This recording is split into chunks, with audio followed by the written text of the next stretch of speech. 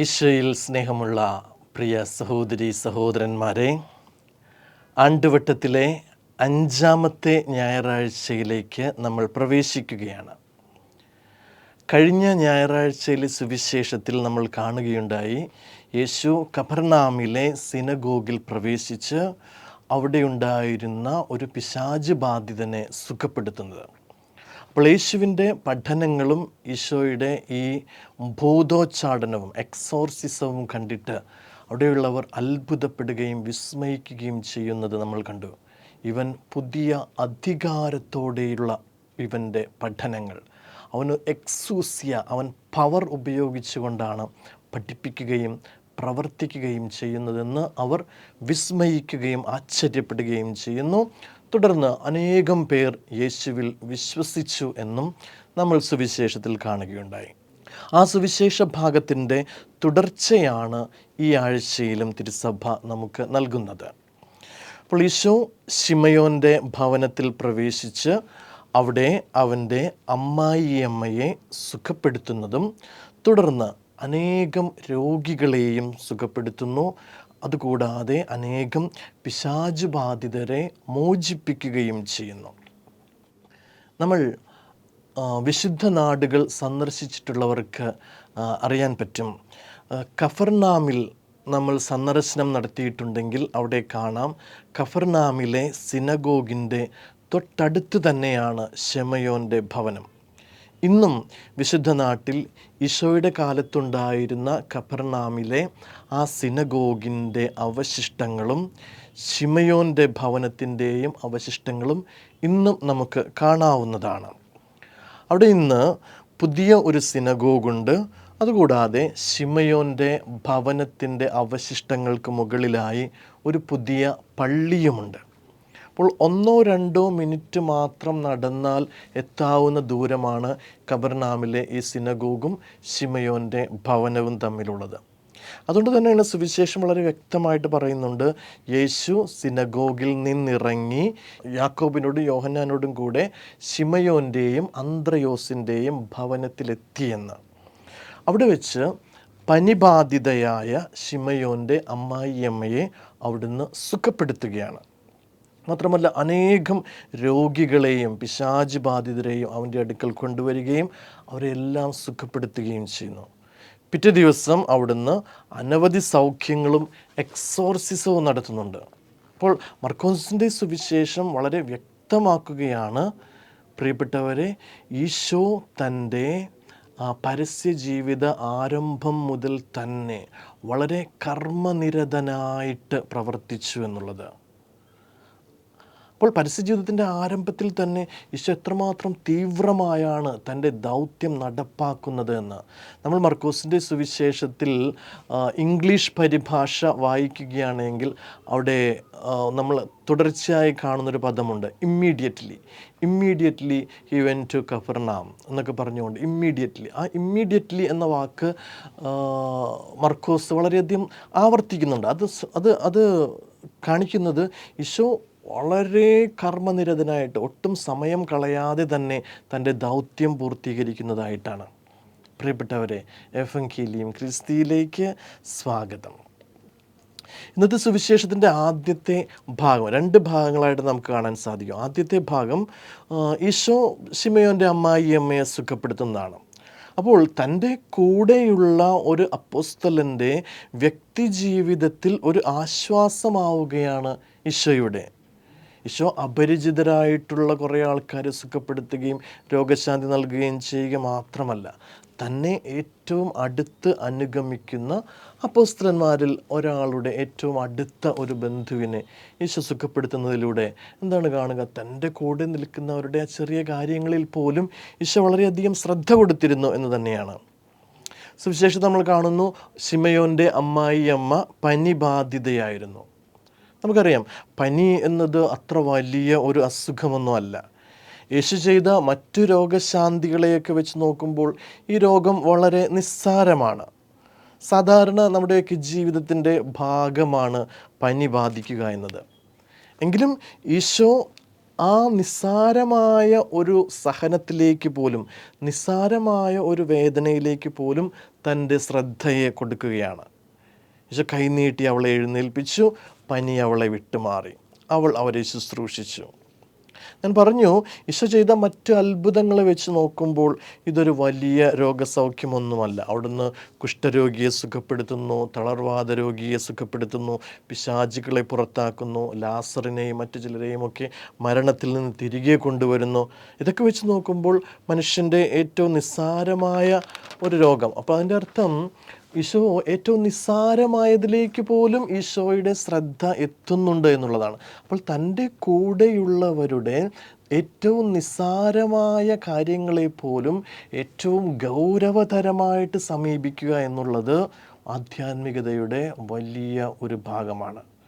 അതിനെയാണ് പലപ്പോഴും നമ്മൾ അനുകമ്പ എന്നൊക്കെ പറയുന്നത്. അനുകമ്പയെക്കുറിച്ച് പറയുന്നത് ഇങ്ങനെയാണ്: ഏറ്റവും നിസ്സാരനായവൻ്റെ ഏറ്റവും നിസ്സാരമായ കാര്യങ്ങൾക്ക് കൂടുതൽ ശ്രദ്ധ കൊടുക്കുക. അത് നമ്മുടെയൊക്കെ ജീവിതത്തിൽ നമുക്ക് പാലിക്കാവുന്നതാണ്. അപ്പോൾ ഇതിന് ഈ ഒരു ഭാഗത്തിന് ചില സവിശേഷതകളുണ്ട്. ഈ ഒരു അമ്മായിയമ്മയെ സുഖപ്പെടുത്തുന്ന ആ ഒരു സൗഖ്യത്തിന്. ഒന്നാമത്, ശിമയോൻ്റെ അമ്മായിയമ്മ പനി ബാധിതയായിട്ട് കിടക്കുന്നു. യേശു അടുത്ത് ചെന്ന് അവളുടെ കൈകളിൽ പിടിച്ച് എഴുന്നേൽപ്പിക്കുന്നു. ഈശോ അവളെ സ്പർശിച്ചപ്പോഴേക്കും പനി അവളെ വിട്ടുമാറി, അവൾ അവരെ ശുശ്രൂഷിക്കുന്നു. ഇത്രയും കാര്യങ്ങളാണ് സുവിശേഷത്തിൻ്റെ ആദ്യ ഭാഗമായിട്ട് നമ്മൾ കാണുന്നത്. ഇവിടെ പ്രധാനപ്പെട്ടൊരു കാര്യം, നമ്മൾ അനുദിന ജീവിതത്തിൽ നമ്മൾ നേരിടുന്ന സാധാരണ പ്രശ്നങ്ങളിലേക്കും സാധാരണ രോഗങ്ങളിലേക്കും കൂടി വലിയ ശ്രദ്ധയുള്ളവനാണ് ഈശോ. പനി തൻ്റെ ഭവനത്തിൽ വന്ന അതിഥികളെ പരിചരിക്കുന്നതിൽ നിന്ന് അവളെ തടസ്സപ്പെടുത്തുന്നു എന്നുള്ളതാണ്. അപ്പോൾ പനി മൂലം അവൾക്ക് അവരെ പരിചരിക്കാനായില്ല. അവർക്ക് ഭക്ഷണം കൊടുക്കുവാനും അവർക്ക് വെള്ളം കൊടുക്കുവാനൊന്നും സാധിക്കുന്നില്ല. അത് ഒരു യഹൂദ സ്ത്രീയെ സംബന്ധിച്ചിടത്തോളം വലിയ മനപ്രയാസത്തിൻ്റെ കാരണമാണ്. ഇന്നും നമ്മുടെയൊക്കെ വീടുകളിൽ അതിഥികൾ വരികയാണെങ്കിൽ അവരെ സൽക്കരിക്കാൻ സാധിക്കാത്ത വിധം രോഗിണിയായ ഒരു വീട്ടമ്മയുണ്ടെങ്കിൽ അവർക്ക് അതിൻ്റെ ആ ഒരു വിഷമം അത് വളരെ വലുതായിരിക്കും. അത് തന്നെയാണ് ശിമിയോൻ്റെ അമ്മായിയമ്മയ്ക്ക് ഉണ്ടായത്. ആ വിഷമം ഈശോ മനസ്സിലാക്കി അവരുടെ ജീവിതത്തിൽ ഇടപെട്ടു എന്നുള്ളതാണ്. നമുക്ക് നിസ്സാരമെന്ന് തോന്നാവുന്ന ഈ ഒരു സങ്കടത്തിൽ നിന്നാണ് ഈശോ അവളെ കൈപിടിച്ച് എഴുന്നേൽപ്പിക്കുന്നത്. സുവിശേഷം തുടർന്ന് പറയുന്നു, അവൾ അവരെ ശുശ്രൂഷിച്ചു എന്ന്. ഒരു സ്ത്രീയുടെ ജീവിതത്തിൻ്റെ ഒരു സാഫല്യം കൂടെയാണ് അവിടെ നടക്കുക. ഇവിടെ നമുക്ക് ശ്രദ്ധിക്കാവുന്ന മറ്റൊരു കൗതുകകരമായ കാര്യം കൂടെയുണ്ട്. അത് പത്രോസിൻ്റെ ഒരു പേഴ്സണൽ ലൈഫിനെ കുറിച്ചുള്ള ചില അറിവുകൾ ഇവിടെ നൽകുന്നു എന്നുള്ളതാണ്. ശിമയോന് ഒരു അമ്മായിയമ്മ ഉണ്ടെങ്കിൽ തീർച്ചയായും അദ്ദേഹത്തിന് ഒരു ഭാര്യ ഉണ്ടായിരിക്കണം. പക്ഷേ ശിമയോൻ്റെ ഭാര്യയെക്കുറിച്ച് സുവിശേഷങ്ങളിലോ അല്ലെങ്കിൽ വിശുദ്ധ ഗ്രന്ഥത്തിലോ ഒരിടത്തുമോ നമ്മൾ കാണുന്നില്ല. വിശുദ്ധ ജെറോമിനെ പോലെയുള്ള ചില സഭാപിതാക്കന്മാരുടെ അഭിപ്രായത്തിൽ ഈശോയുടെ പരസ്യ ജീവിതം ആരംഭിക്കുന്ന കാലത്ത് തന്നെ ശിമയോൻ്റെ ഭാര്യ മരണപ്പെട്ടിട്ടുണ്ടായിരിക്കും എന്നാണ്. കാരണം ശിമയോൻ്റെ ഭാര്യ ഉണ്ടായിരുന്നെങ്കിൽ തീർച്ചയായും അമ്മായിയമ്മ പനി പിടിച്ച് കിടക്കുകയാണെങ്കിൽ പോലും ഭാര്യയ്ക്ക് അതിഥികളെ ശുശ്രൂഷിക്കാമായിരുന്നു.